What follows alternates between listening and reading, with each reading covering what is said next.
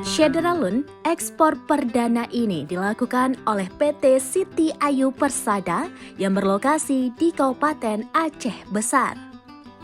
Permintaan kerang ke Vietnam saat ini terus meningkat hingga puluhan ton setiap harinya. Namun saat ini ia baru mampu memenuhi permintaan mulai dari 700 kg hingga 1 ton untuk sekali ekspor. Hal ini dikarenakan kurangnya kerang yang ada di Aceh maupun kerang yang dibudidaya langsung oleh masyarakat.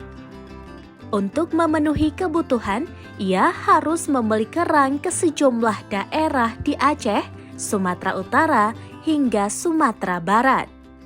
Meski baru mengantongi izin ekspor, Sohirin optimis proses ekspor berlangsung lancar. Karena Aceh sudah memiliki jalur penerbangan internasional sehingga ekspor kerang tak membutuhkan waktu lama. Karena Aceh sudah memiliki jalur penerbangan internasional sehingga ekspor kerang tidak membutuhkan waktu lama.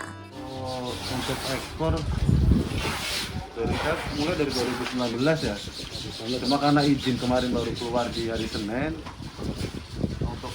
Dari gudang sini baru perdana ini.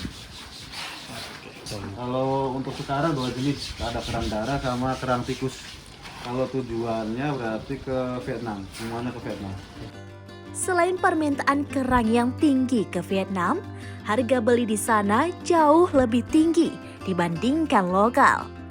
Per kilogramnya dibanderol mulai dari 80 hingga Rp100.000 per kilogramnya.